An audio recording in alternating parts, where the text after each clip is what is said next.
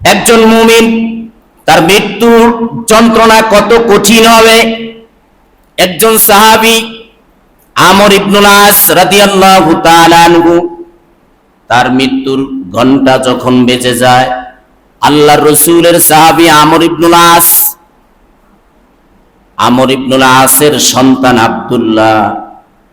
আব্দুল্লাহ এসে তার বাবা আমর ইবনুল আসকে বলেন, বাবা, মৃত্যুর এই যে সন্নিকটে, এই অবস্থায় আপনার কেমন লাগতেছে? মৃত্যুর এই সময় আপনার কেমন কষ্ট হইতেছে, কি অনুভব করতেছেন আপনি? একজন সাহাবী, কেমন সাহাবী, যেই সাহাবী মিশর বিজয় করেছিলেন, অনেক ইসলামের খেদমত করেছেন। আমর ইবনুল আস, যিনি মিশরের এক সময় গভর্নর ছিলেন, বিশাল যুদ্ধ হয়েছে বাদশাহ হিরাক্লিয়াসের সাথে, অনেক যুদ্ধ করেছেন।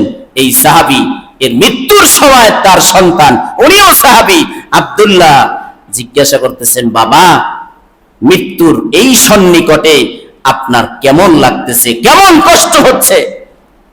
তা আমর ইবনুল আস বলেন, একজন সাহাবী, রাসূলের কলিজার টুকরা একজন সাহাবী, তিনি বলতেছেন যে আমার মনে হচ্ছে পৃথিবীর সমস্ত পাহাড়গুলো আমার বুকের উপরে চাপা দিয়ে রাখা হয়েছে।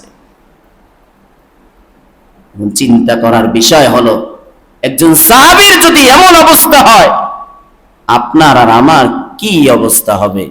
আপনার আর আমার মৃত্যুর সময় কেমন কষ্ট হবে, কেমন কষ্ট আর কেমন যন্ত্রণা হবে মৃত্যুর সময়। কিন্তু এই কথাগুলো তো সুনিশ্চিত, এগুলো তো হবেই। মৃত্যুর যন্ত্রণা বলেন আসবে কি আসবে না? পুরুষ হইলেও আসবে, নারী হইলেও আসবে।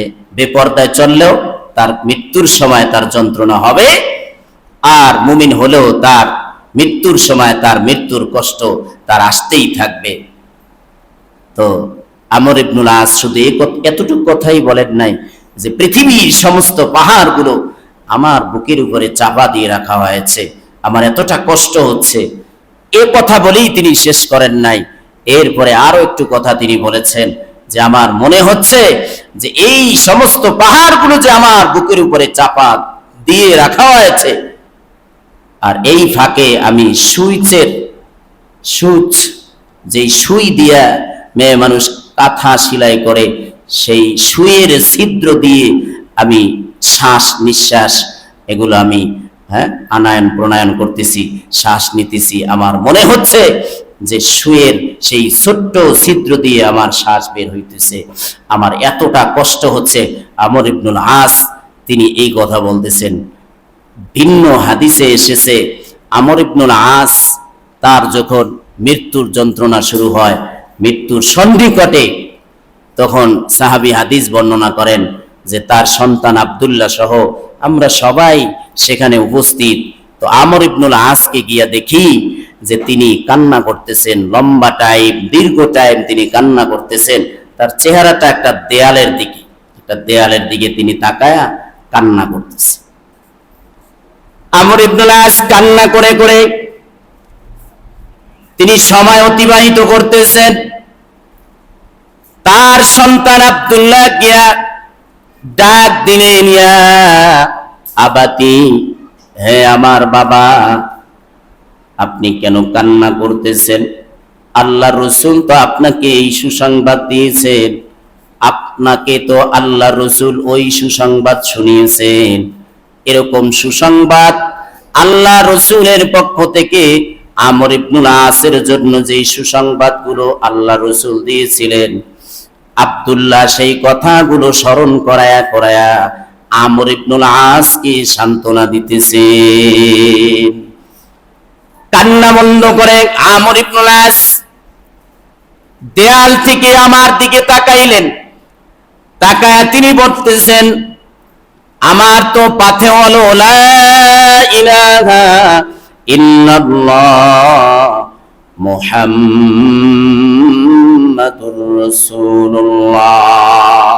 এই সময় আমার পাথেও হচ্ছে লা ইলাহা ইল্লাল্লাহ মুহাম্মাদুর রাসূলুল্লাহ সাল্লাল্লাহু আলাইহি ওয়াসাল্লাম, এই কথার সাক্ষ্য দেওয়া, আমি সাক্ষ্য দিতেছি, এটাই আমার এখন পাথেহ।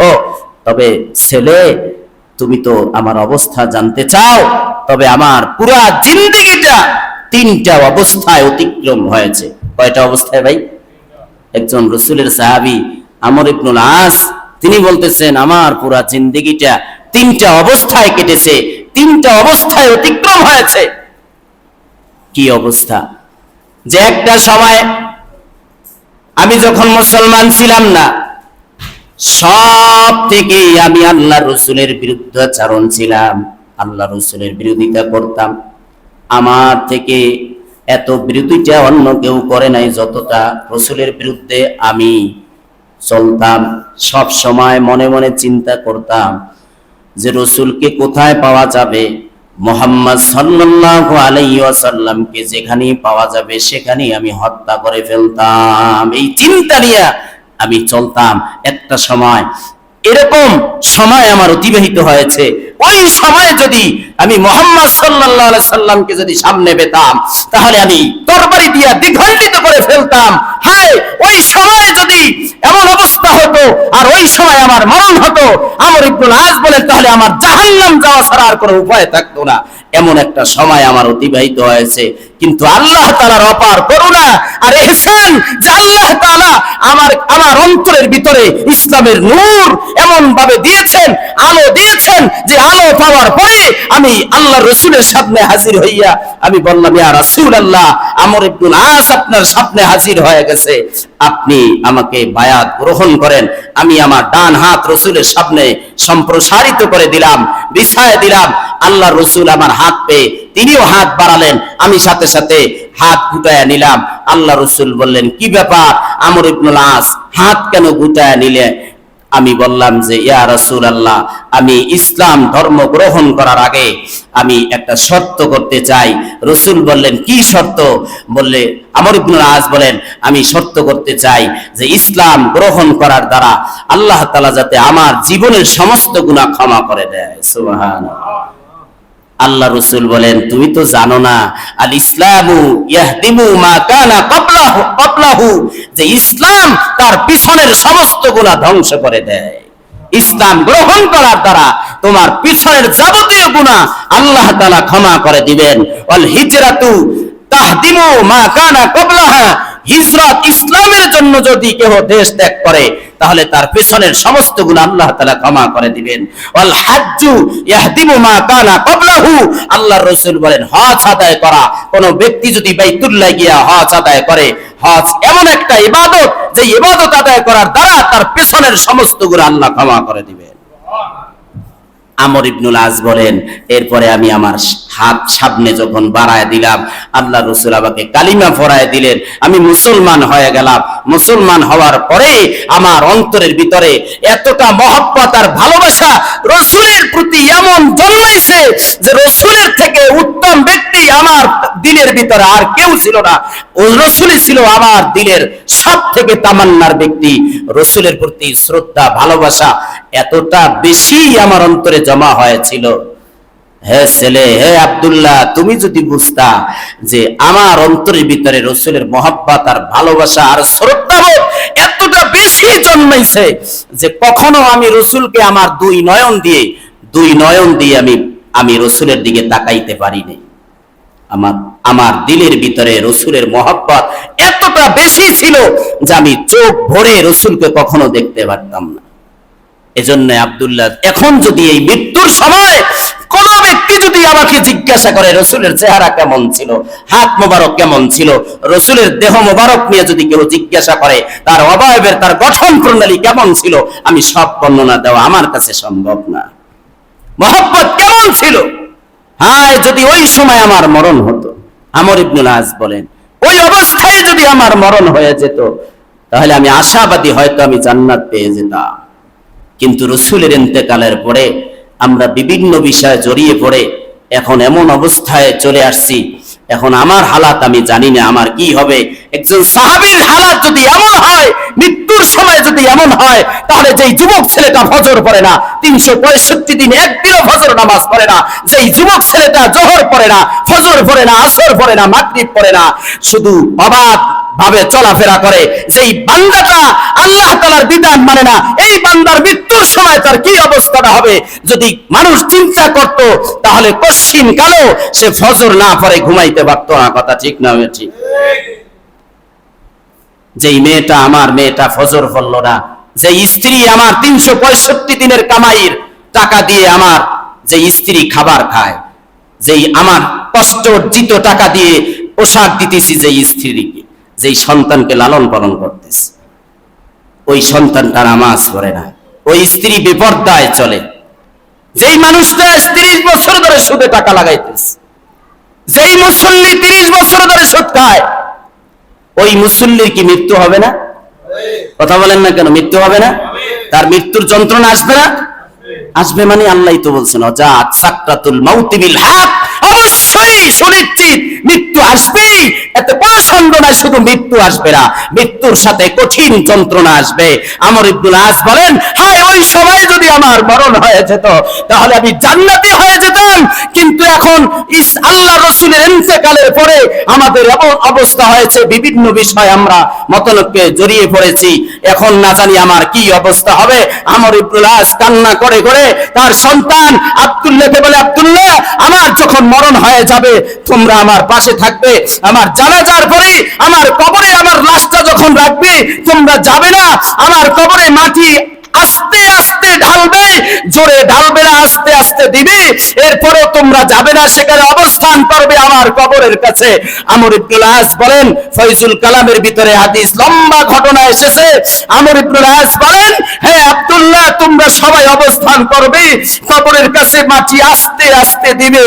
একটা উট জবাই করার পরে সেই গোশত বন্টন করতে যত সময় লাগে অত সময় পর্যন্ত আমার কবরের সামনে দাঁড়িয়ে থাকবে।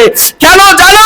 আমি কবরে যাওয়ার পরে আল্লাহর পক্ষ থেকে দুইজন যে দূত আসবে, মুনকার আর নাকির, ওই তাদের সওয়ালের জবাব যাতে আমি আতঙ্ক মুক্ত অবস্থায় তোমাদের উপস্থিতিতে আমি দিতে পারি। একজন সাহাবীর অবস্থা যদি এমন হয় কবরে, তাহলে যেই বান্দাটা ফজর পড়ল না, যেই মানুষটা 30 বছর ধরে বিড়ি খায়, যেই মানুষটা এখনো বুড়া হয়ে গেছে, দাড়ি সাদা, এখনো চায়ের দোকানে বসে ল্যাংটা উলাঙ্গর ছবি দেখে, এর কি মৃত্যু আসবে না? কথা বলেন, মৃত্যু আসবে না? আল্লাহ রসুলেরও মৃত্যু যন্ত্রণা এসেছিল। আম্মাজান আয়েশার ঘরের ভিতরে রসুল, আম্মাজান আয়েশার কোলের ভিতরে রসুল শোয়া, বুকের ভিতরে আল্লাহ রসুলের স্ত্রী আয়েশার কোলের ভিতরে মাথা রেখে আল্লাহ রসুল ঘুমাইতেছেন। এমন সময় মৃত্যু আজরাইল যখন আসলেন, আসার পরে মৃত্যুর যন্ত্রণা এতটা অনুভূত হইতেছিল, আল্লাহ রসুলের কপাল মোবারক থেকে ঘাম ঝরতেছে। আম্মাজান আয়েশা বলেন, এই অবস্থা দেখে আমি একটা পাত্রের ভিতরে পানি রসুলের সামনে এনে দিলাম। রসুল সেই পানি বারবার পানির পাত্রের ভিতরে হাত রাখতেছেন আর কপালে কপাল বুঝতেছেন, বারবার পানির পাত্রের ভিতরে হাত রাখেন আর কপাল বুঝতেছেন আর আল্লাহর কাছে দোয়া করতেছেন, আল্লাহুম্মা আইদনি, আল্লাহুম্মা আইদনি সাখরাতাল মাউত, হে আল্লাহ, এই মৃত্যুর যন্ত্রণার এই যে কঠিন সময় তুমি আমাকে সহযোগিতা করো, তুমি আমাকে সাহায্য করো। যিনি যেই মাহবুব, যেই হাবিবের অবস্থা মৃত্যুর সময় যদি এতটা কঠিন হয়, আল্লাহ রসুল তো কান্না করতেছেন, না জানি আমার উম্মতের মৃত্যুর সময় কতটা কঠিন হবে, কতটা কষ্ট হবে। রসুলের যদি এমন অবস্থা হয়, তাহলে যেই উম্মতটা ফজর পড়ে নাই, ওর মৃত্যুর সময় কি হবে? যেই উম্মত জোহর পড়ে না, ওর মৃত্যুর সময় কেমন অবস্থা হবে? যেই উম্মত আসর পড়ে না, ওর মৃত্যুর সময় ওর কেমন অবস্থা হবে? যেই রসুলের উম্মতটা পুরা জিন্দেগিটা সুদ ঘুষ দিয়ে কাটাইলো, বিপর্যয় চললো, ওই ব্যক্তির মৃত্যুর সময় তার অবস্থাটা কেমন হবে? যদি হৃদয়ের ভিতরে আল্লাহ রসুলের মহব্বত থাকে, ভালোবাসা থাকে, তাহলে আমি নিজে নামাজ পড়তাম, আমার এলাকার যারা মুসল্লি আছে, আমার ভাই ব্রাদার যারা আছে, তাদেরকেও নামাজের দাওয়াত দিতাম। কথা ঠিক না বেঠি? আল্লাহ রসুলের এই মৃত্যুর এই যন্ত্রণা, এই কঠিন অবস্থা দেখে তার মেয়ে ফাতেমা বলতেছে, হায় আমার বাবার কি অবস্থা, কত কষ্ট। আল্লাহ রসুল বলেন, হ্যাঁ বেটি, হ্যাঁ মেয়ে, আজকের দিনের পর থেকে থেকে আর তোমার বাবার কষ্ট থাকবে না। অর্থাৎ ওই দিনই রাসূল ইন্তেকাল করেছেন। একজন রাসূলের অবস্থা, আমাদের রাসূলের অবস্থা যদি মৃত্যুর সময় এমন হতে পারে, তাহলে আমাদের বেলায় কি অবস্থা হবে? খোদার কসম, মৃত্যুর যন্ত্রণা সুনিশ্চিত, এটা আসবেই। সুতরাং ওই মৃত্যুর জন্য আমাদের কারোই মাথা ব্যথা নাই, কথা ঠিক না ঠিক? কারোই চিন্তা নাই। অথচ আল্লাহ বলেন যে মৃত্যুর থেকে তোমরা পলায়ন করতে, সেই মৃত্যু তোমাদেরকে সুনিশ্চিত তোমাদেরকে ধরা দিবেই, কথা ঠিক না ঠিক? একজন সাহাবী সাদ ইবনে মুআজ রাদিয়াল্লাহু তাআলা আনহু, উনি খন্দকের যুদ্ধে আক্রান্ত হয়েছে, আঘাত পেয়েছে। আঘাত পাওয়ার পরে উনি আনসারী সাহাবী ছিলেন। আনসারী সাহাবী, আনসারদের মধ্যে উনি লিডার ছিলেন। আল্লাহ রাসূল তাকে অনেক মহব্বত করতেন, অনেক ভালোবাসতেন। তো আঘাত পাওয়ার পরে বারবার সেখানে ঔষধ দেওয়া হয়, ব্যান্ডেজ খুলে যায়। খুলে যাওয়ার পরে রক্ত গড়িয়ে পড়তেছে। তো হঠাৎ করে জিবরাইল আগমন করলেন। জিবরাইল সবুজ পাগড়ি পরিধান করে আল্লাহ রাসূলের সামনে এসে বললেন যে এমন কার মৃত্যু হলো যেই মৃত্যুর কারণে ইহতাজ্জা আরশুর রহমান লি মাউতি সাদ ইবনে মুআজ, এমন কোন ব্যক্তির মরণ হলো যেই ব্যক্তির মরণে আল্লাহ তাআলার আরশ কেঁপে উঠেছে? আল্লাহ তাআলার আরশ কেঁপে উঠলো। বলে কি মৃত্যুর যন্ত্রণার কারণে? কয় না, সাদ ইবনে মুআজের রূহটা যখন আল্লাহ তাআলার আরশের উপরে নেওয়া হয়েছে, তখন আরশ খুশিতে কেঁপে উঠেছে। এজন্যই রাসূল হাদিসে বলেছেন তুহফাতুল মুমিনিল মাউত, একজন মুমিনের মৃত্যু উপহার স্বরূপ রবের পক্ষ থেকে।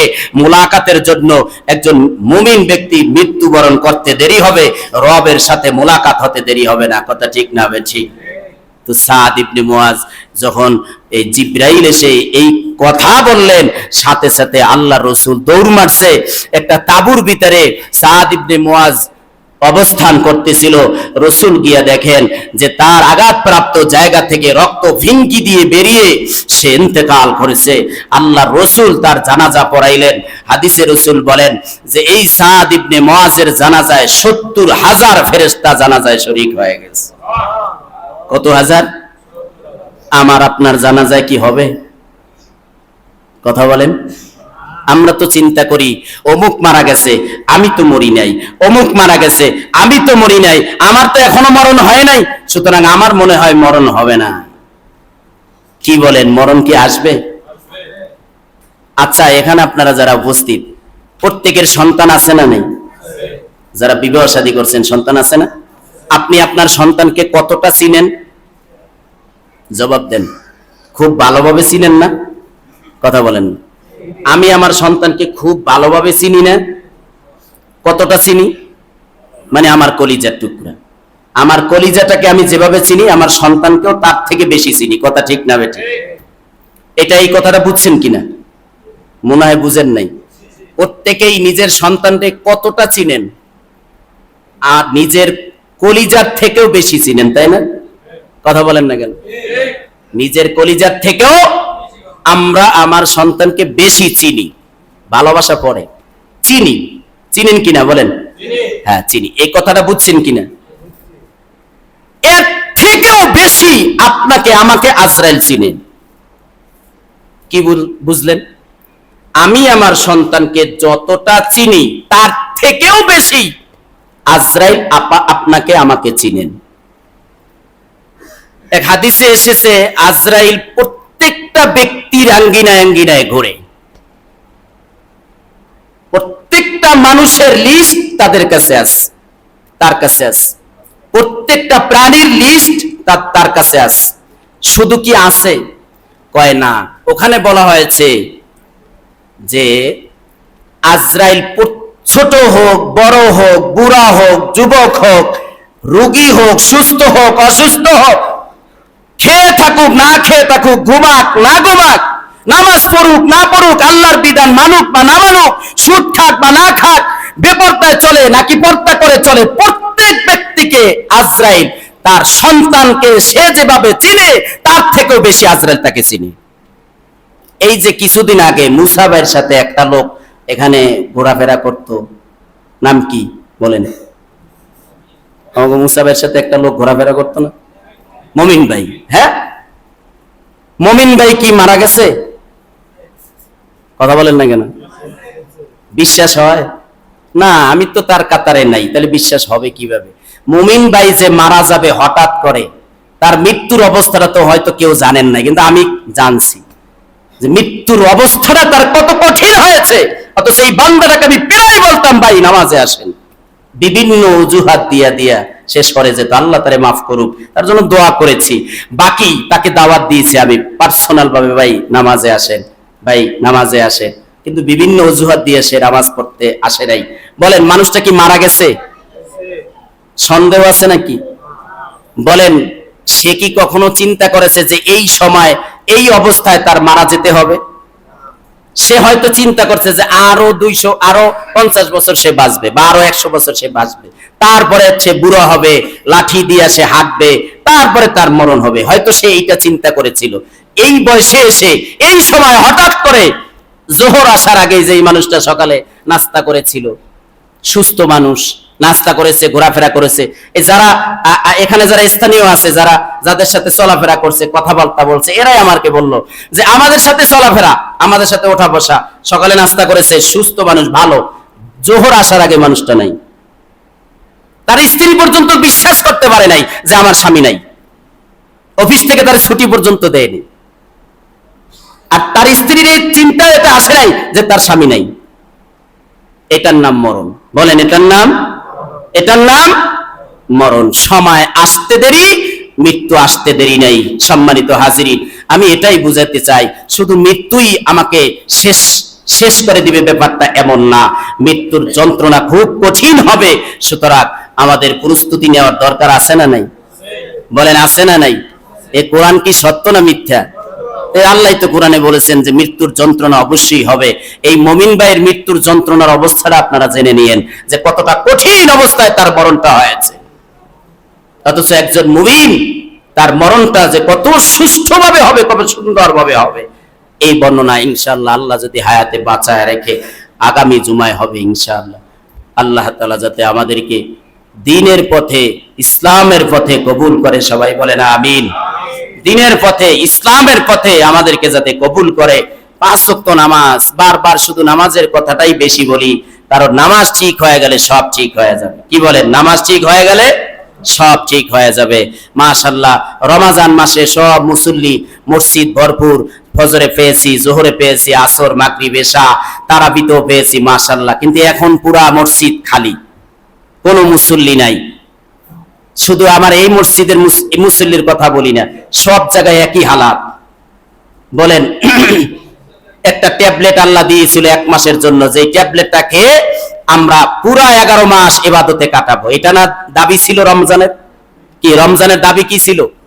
যে এই ট্যাবলেটটা খেয়ে যাতে বান্দা 11 মাস কাটাইতে পারে, শয়তানের ফাঁদে যাতে পা না দেয়। এটা ছিল না রমজানের ট্যাবলেট? 1 সপ্তাহ যায় নাই এই ট্যাবলেটের অ্যাকশন, 1 সপ্তাহ যায় নাই। এখন ফজরেও নাই, জোহরেও নাই, আসরেও নাই, যুবকও নাই, বুড়াও নাই, কেউ নাই। এ হলো আমাদের হালাত। অথচ আমরা প্রত্যেকেই জানি মৃত্যু সুনিশ্চিত আসবেই। ওই মৃত্যু আসলে আমার সব ধ্বংস হয়ে যাবে, কেউ আমার পাশে থাকবে না। আজকের মুমিন ভাইয়ের পাশে কেউ আছে? বলেন না, আছে নাকি? খবর নিয়ে দেখেন তার স্ত্রী কোথায় আছে, কোনো খবর নেই। এটাই দুনিয়া, এটাই দুনিয়া। ওই যে রানা প্লাজার ভিতরে এক মেয়ে 3 দিন পরে উঠাইছে, সেখানে জীবিত তারে উদ্ধার করা হয়েছে, মনে আছে ঘটনা? সেই মেয়েটা ওই বাসের ভিতরে ডুবে মারা গেছে। এই যে দৌলত দিয়ে বাস ডুবে মারা গেছে না, ওর ভিতরে ওই মেয়েটাও ছিল। দেখেছেন? এটার নাম মৃত্যু। ওখানে মৃত্যু, রানা প্লাজার ভিতরে তার মৃত্যু লেখা ছিল না, এই জন্য 3 দিন পরে তার উদ্ধার করা হয়েছে জীবিত। মৃত্যুটা লেখা ছিল বাসের ভিতরে, তার পানির ভিতরে ডুবে মরতে হবে, এই জন্য সেখানেই সে মারা গেছে। এটার নাম মৃত্যু। সম্মানিত হাজিরিন, এজন্য হৃদয় থেকে কথাগুলা বলি। আসেন ফিরে আসেন, শয়তানের ফাঁদে পা দিয়া জীবনটা নষ্ট করেন না, ধ্বংস করিয়েন না। 5 ওয়াক্ত নামাজ ঠিক মতন করেন, সুদের সাথে যদি জড়িত থাকেন ছেড়ে দেন, জীবনটা ধ্বংস। কারণ আল্লাহ যারা সুদখোর, ঘুষখোর, আল্লাহ রসুল, আল্লাহ সহ তাদের সাথে যুদ্ধের ঘোষণা দিচ্ছে।